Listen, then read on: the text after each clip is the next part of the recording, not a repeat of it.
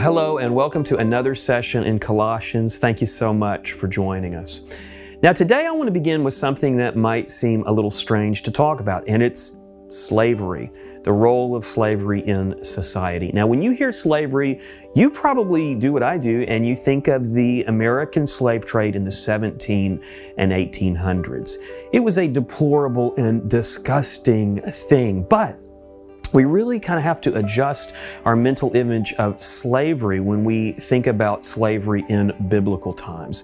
Let me give you some contrast between the American slave trade and the slavery that was present in the ancient world. So it's believed that a few 100,000 African slaves were brought to the United States during the American slave trade. Compare that to this astounding figure. 250,000 slaves were sold a year in the Roman Empire. Can you imagine that? 250,000 slaves every year for hundreds and hundreds of years. So the slave trade in the Roman Empire was vast and it was ubiquitous. It met in every part of society. Here's another difference in the ancient slave trade. Many are surprised to find that slavery in the ancient world wasn't based on race. In fact, there were slaves of all races. And if you owned a slave, you might own a slave of your same race, because slavery was not based on race. In fact, here are the ways that people became slaves in the ancient world. First of all, they were captured during war. A huge number of slaves were taken from the ranks of enemy armies and also the civilians that were captured during battles. And so when a nation engaged in war, they knew that this was a possible outcome, that their people could be enslaved. This comprised the majority of slaves in the ancient world. Now that's pretty different than the American slave trade. Another way that people became slaves was by what we call debt slavery.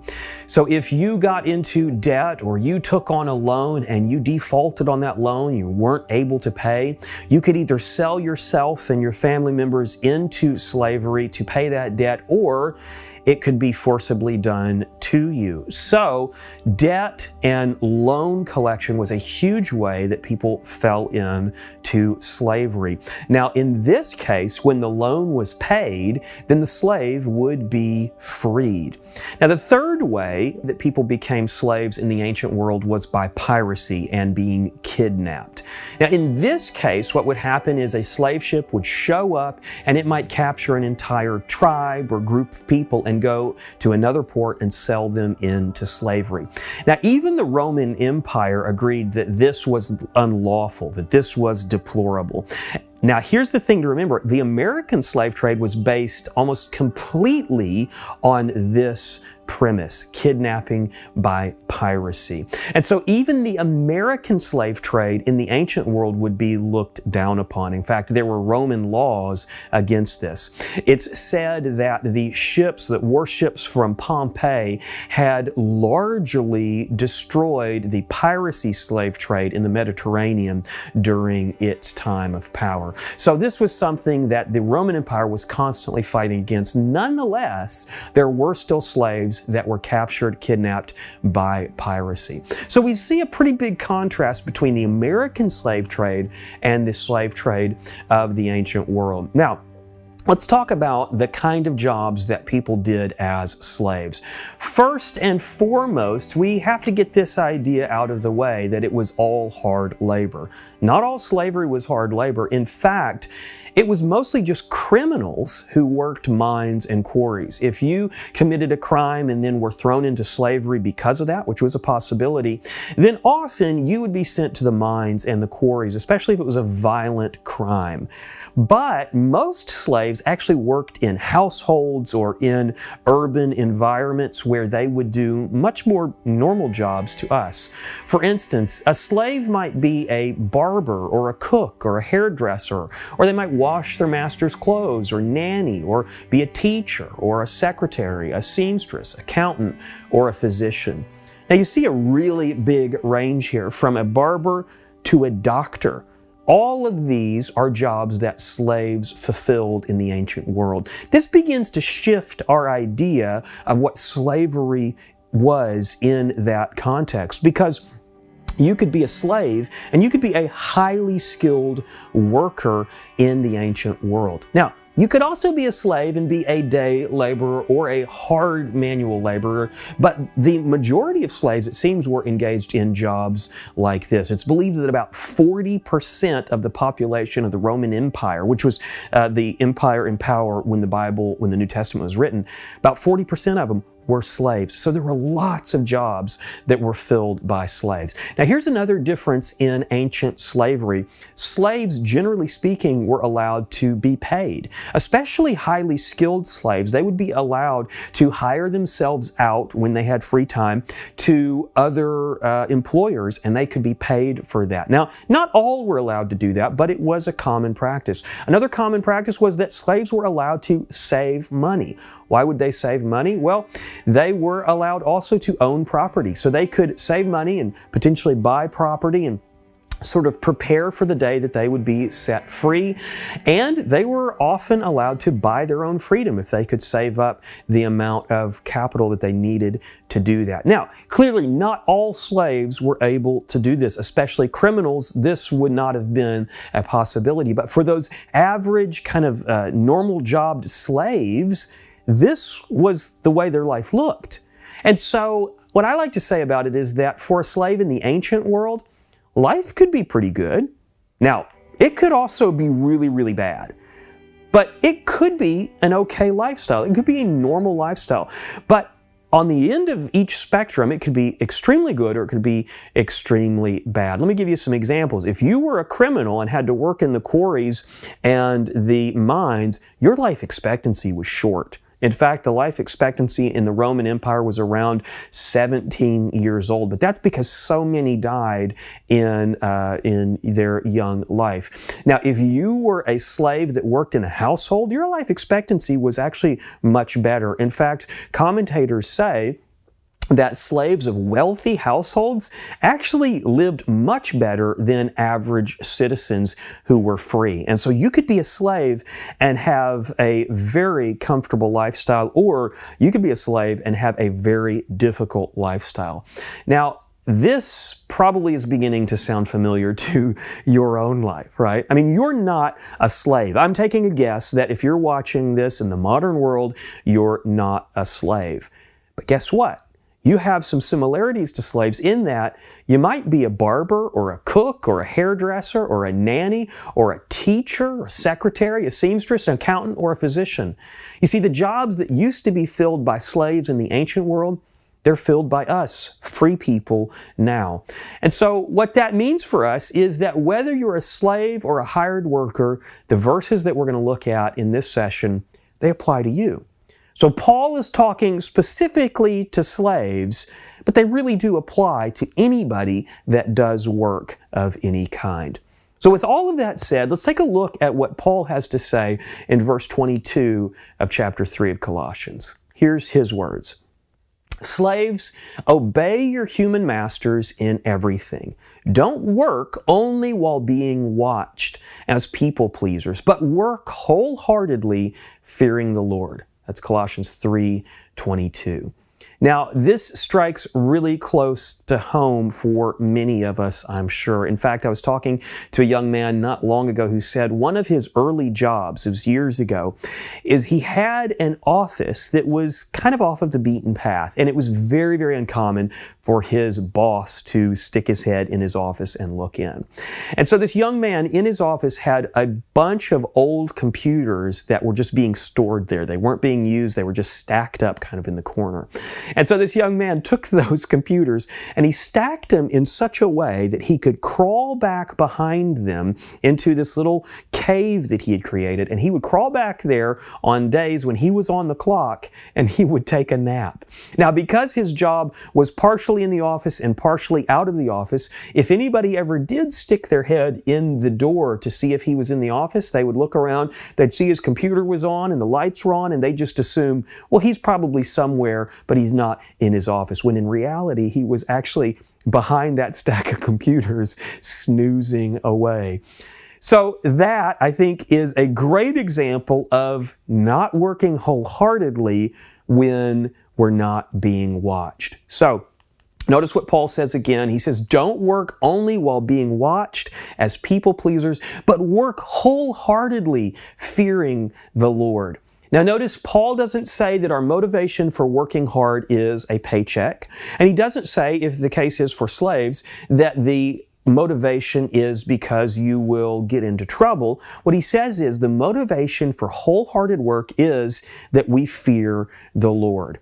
So your job is a spiritual job. Whether you are a barber or a cook or a nanny, your job has spiritual ramifications. You are to work wholeheartedly, even when your boss isn't looking, because you're trying to please the Lord. You care, hopefully, what the Lord thinks of your job performance, because He cares how you work. How do you operate when the boss isn't looking? The thing to remember here is that even when you're not being watched by your boss, you're being watched by the Lord. He knows about your job performance. And it seems from what Paul is telling us that Jesus actually cares about your job performance. Now, He may not care so much about the bottom line or the profit margin or the manufacturing output, but He cares about how you work in the job that you're given. You know, I've got a friend who has been asking his pastor for quite some time for a sermon series on work.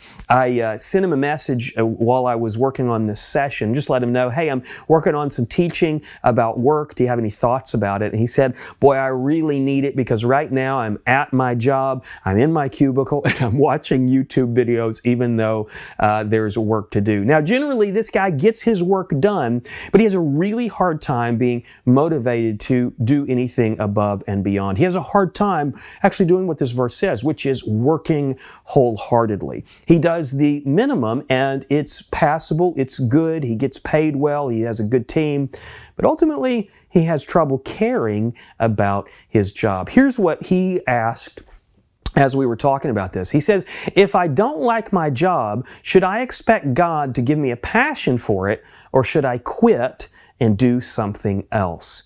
Now, I think that's a really good question because we have options that slaves didn't have. So Paul was primarily talking to slaves when he originally wrote this, and slaves didn't have a choice of the kind of work they did. They just were to do what they were told to do. But many workers, many hired workers today, we do have a choice. We have a choice of how and what we do because we live in a nation that is free. There's no shame in going after a career that is easier to put your whole heart into. I mean, if we know that this is our instruction to work wholeheartedly, then what's the problem with looking for a career that you know you can be wholehearted in?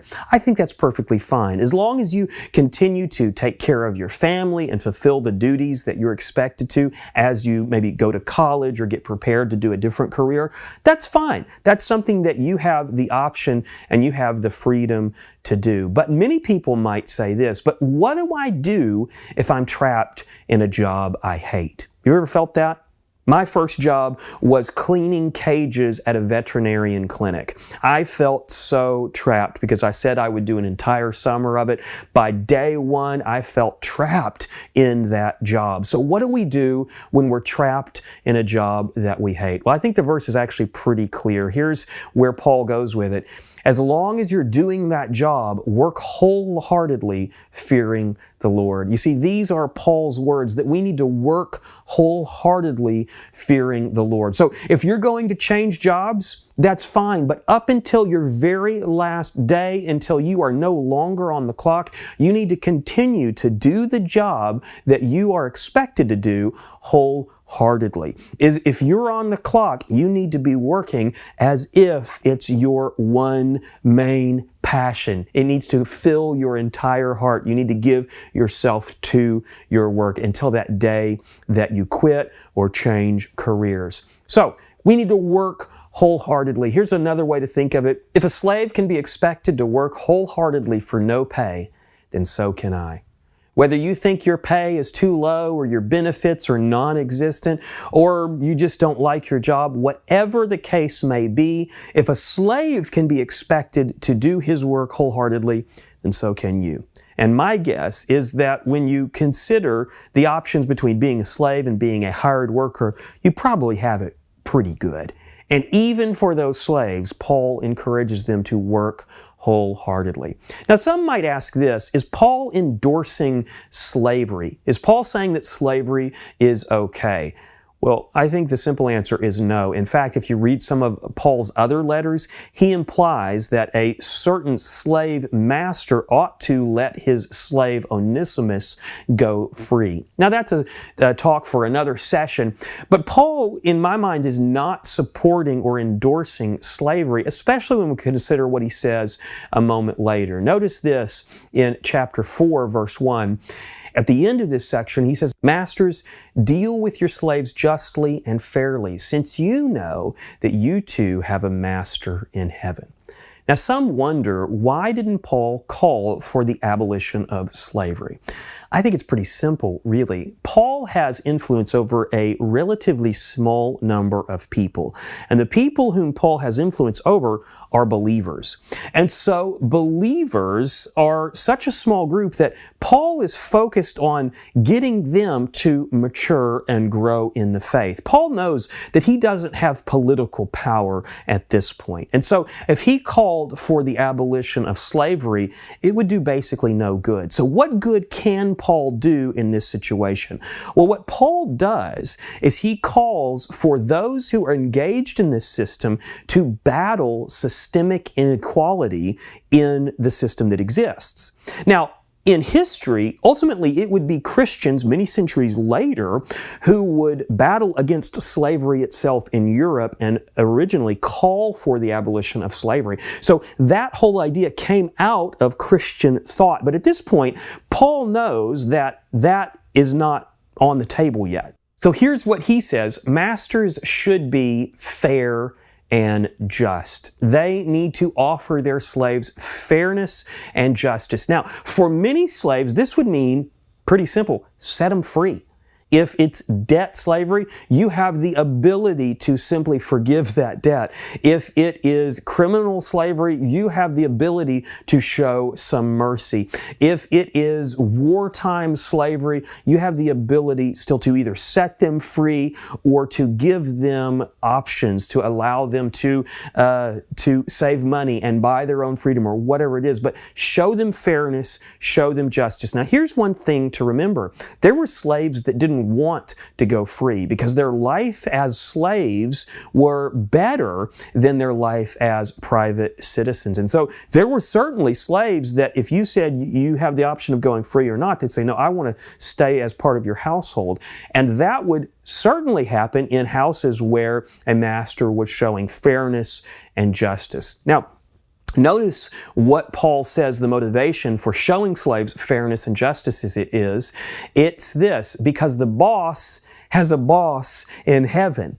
So the master is not really the master. He is only the human master, but the real master is in heaven. And this helps us as bosses to treat our employees or treat our subordinates well.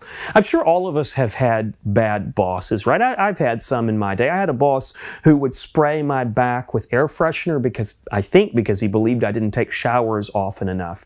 I knew a guy who had a job with a pretty tough boss, and when he told his boss that he needed to quit and do something else, his boss said, "I'm going to throw you through the window." And he threatened him with physical violence. And so we know lots and lots of stories of bad bosses. In fact, there's an entire movie franchise that's based on this concept. And so bad bosses are all over the place. And it seems like bad bossing comes from this idea that we forget who's really in charge. If you begin to think that you're really in charge, then it's easy to begin to go down that path and begin to treat people in inequitable ways. But what Paul is reminding us is that no one on earth is bossless. So what Paul's saying is that God is the big boss. And when we remember that, we can be better bosses ourselves. Let me give you an example of a man who I think was a great boss.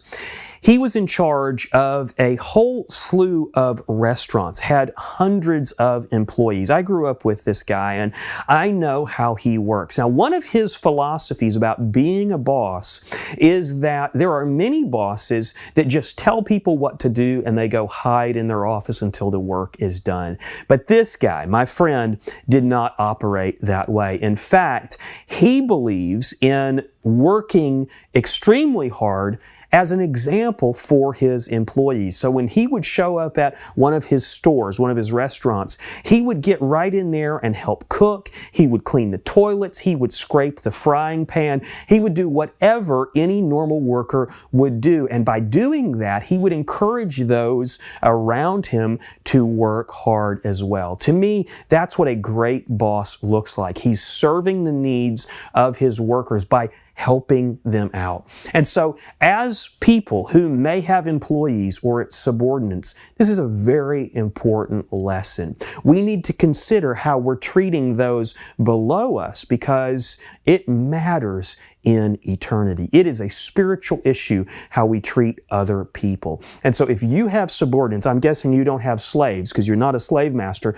but if you have subordinates or employees, Jesus cares how you treat them. And so he's encouraging us to treat them with fairness and justice. Now, he doesn't just stop with that, but he goes on to give a pretty incredible motivation. I call this the grand motivation for doing wholehearted work. Now, we've looked at this a couple of times so far, but this section tells us why we ought to work wholeheartedly, even at a job that we may not like. Notice what he says here. And whatever you do, do it heartily as to the Lord and not to men, knowing that from the Lord you will receive the reward of the inheritance. For you serve the Lord Christ. But he who does wrong will be repaid for what he has done, and there is no partiality. What we gather from this is that the Lord knows whether we're hardly or heartily working. I certainly want to be someone who is heartily working, that is working with my whole heart in everything that I do. And I know that sometimes I struggle, but this is a huge motivation to remember that the Lord is the one who will fulfill the payroll. It's actually Jesus who will pay us back for our amazing behavior in this life. Now, if a slave is expected to work wholeheartedly, we are too. So even when you're at work, you are serving the Lord. Even if you're serving burgers or you're working in Excel or you are trying to make the next sale, you are working for the Lord. You see, He will pay you back with the reward of the inheritance. Now you may say, what is the reward of the inheritance? This is Paul talking about eternal reward. Eternal reward is not the same thing as salvation or eternal life. It is a bonus, an extra recompense, a repayment for our behavior here. And what Paul is telling us is that the Lord cares about how we operate. He wants us to be wholehearted in the work that we have while we're here on earth. So, it's amazing to think that eternal reward will come for how we behave at our jobs. Now, Jesus may not be so motivated by the profit margin. He may not care nearly as much as certain things that your boss cares about, but He cares how you operate. And I think this is why, because wholehearted workers are building a platform of influence. If you want the opportunity to share the gospel, to share your faith with other co-workers, possibly even your boss, then a great way to build up to that, to kind of build an on-ramp to that moment when you start talking about your faith, is to be trustworthy, is to be wholehearted, and to do an amazing job even in work that is difficult and uncomfortable.